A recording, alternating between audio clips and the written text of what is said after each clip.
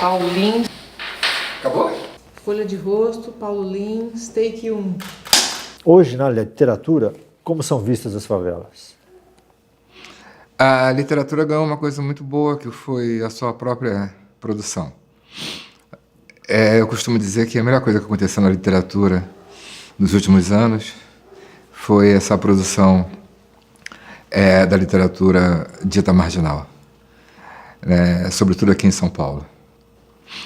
Quando eu lancei o livro Cidade de Deus, imediatamente o Ferrez lançou Capão Redondo, e de lá para cá os sarás na literatura só cresceram. Isso é importante porque esse olhar interno, né, sobre a favela dá uma outra dimensão, né, de veracidade, de vivência, de trazer mistérios que estavam ocultos, né, pela própria imprensa, fora do conhecimento do povo, e a literatura traz isso à tona, né? Então, a gente que morou na periferia, que viveu na periferia, e transformar aquela vivência em literatura é um ato muito positivo, é muito interessante, porque expõe a ferida de outra forma, né? A ferida do Brasil, né? Vamos dizer assim, que é uma das feridas do Brasil, a favela, e a gente expõe de outra forma. O que, por exemplo, tem no livro de alguém que vem da favela e que não teria de um escritor classe média que fizesse um livro sobre a favela?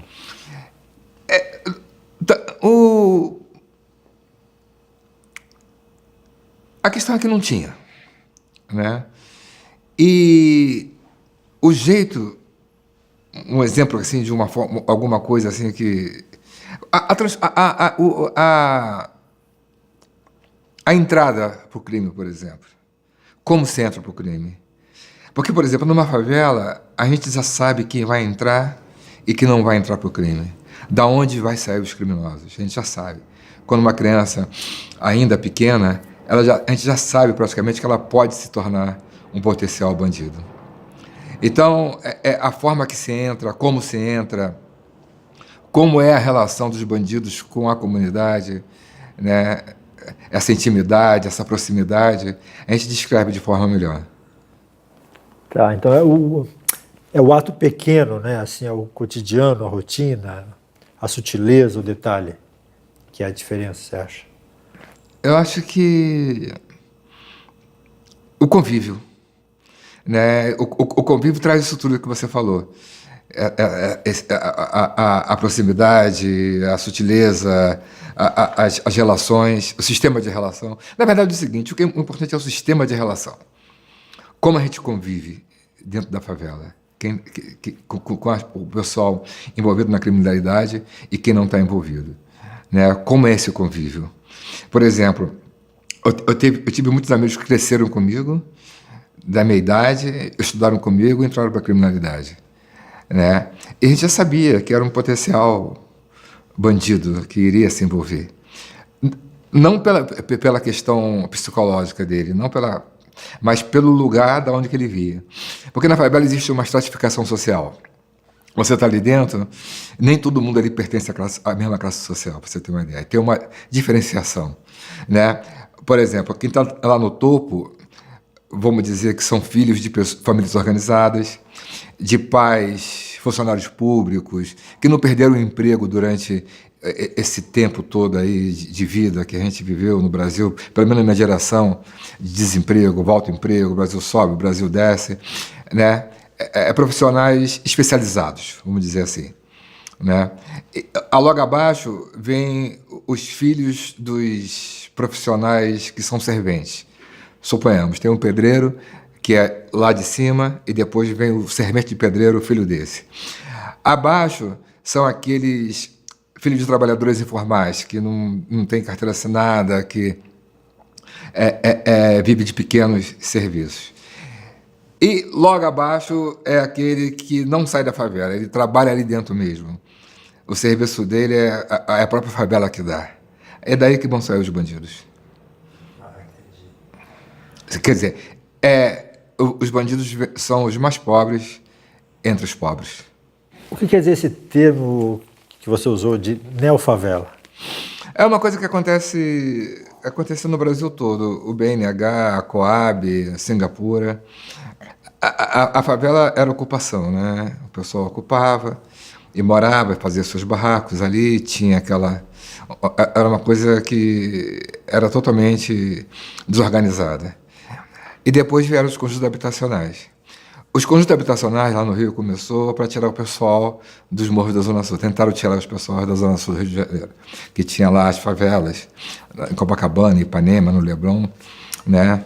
E levava o pessoal para o subúrbio, para as periferias, e fizeram os conjuntos habitacionais. A Neofavela é o conjunto habitacional, né? É onde o governo reúne, faz essas casas populares e a preço praticamente de graça e joga todo mundo lá. E por que você diz que a favela é igual a senzala e a neofavela é igual ao quilombo? A senzala era um lugar dentro da Casa Grande. Então, essas favelas eram juntos ali, nascia, o pessoal ficava no entorno dos ricos, essa mistura que tem, né? No Rio de Janeiro, pelo menos. Aqui em São Paulo, não. Aqui em São Paulo, os pobres, as favelas estão bem na periferia, bem distante. E no Rio de Janeiro, eles não conseguiram tirar o pessoal todo da Zona Sul e do Centro, vamos chamar da Zona Sul. E tem a Rocinha, tem várias favelas lá no Rio de Janeiro, Pavãozinho, e em Copacabana tem outra favela lá no final, Chapéu Mangueira. Então, a favela era... as favelas eram bem próximo da Casa Grande, né? E os quilombos não são longe. O pessoal fica fora. De uma certa forma, não tem o domínio da Casa Grande, mas também tão isolados, tão longe. O quilombo é isso, né? Tem um líder, tem um chefe, né? Que são os bandidos, vamos chamar assim, mas está fora. Não tem uma relação próxima ali de convívio com o pessoal da Casa Grande. E a neofavela é mais livre? Como o quilombo é mais livre que a senzala ou não? O quilombo é mais independente, né? Não está tão próximo assim, né? Porque, por exemplo, as favelas da Zona Sul são mais policiadas, lógico, porque está perto dos ricos, então são mais policiadas. E as favelas de longe não, tem menos policial, porque está longe dos ricos. Então não precisa de tanta segurança quanto as favelas que estão na Zona Sul, perto dos ricos, e por isso tem mais segurança. Segurança policial. Uhum. A história da favela contada de dentro, ela é comum ou rara?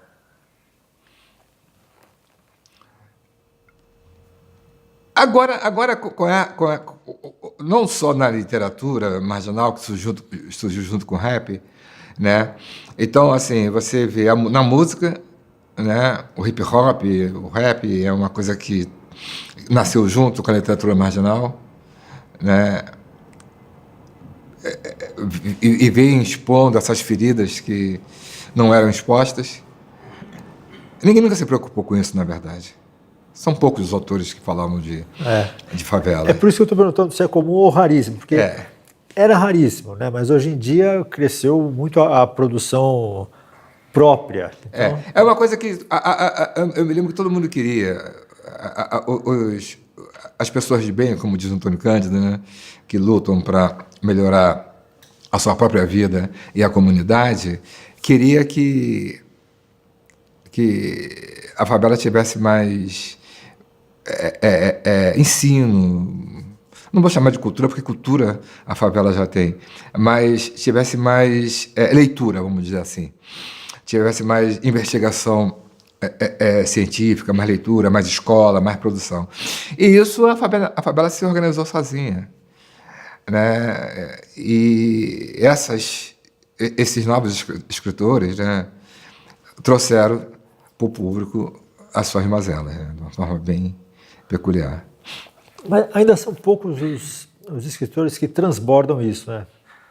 Tirando você e o Ferrez, ninguém chegou a ter um grande destaque, né?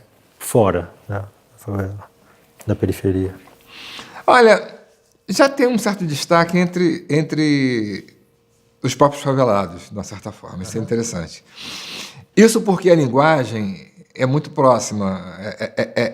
Você, para um favelado, lendo um livro meu, lendo o livro Ferrez, do Buzo, né, do Sérgio Vaz, eles têm uma identificação maior. Então, e ao mesmo tempo que nos sarais tem uma relação muito forte com a literatura clássica. Isso também é importante. Não é só a produção feita na favela que é lida. Então a literatura chega de uma forma muito interessante nos últimos 20 anos, vamos dizer assim, na periferia de São Paulo. Isso está saindo para o Brasil todo, né? Não há uma investigação séria sobre isso ainda. Teve várias teses de doutorado, várias dissertações de mestrado sobre isso, né?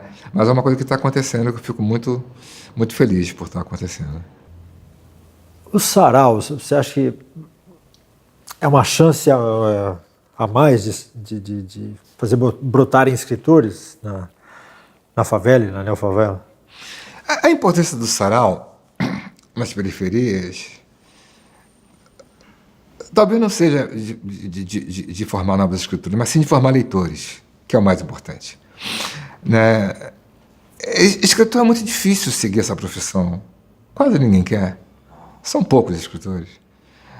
Né? Roteiristas são poucos. Então, escrever é difícil, né?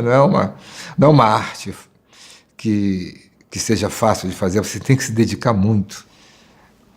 Agora, a produção poética na periferia aumentou muito. Porque só escreve quem lê, é impossível você começar a escrever sem ler. Então o número de bibliotecas cresceu, na verdade, né? O número cresceu.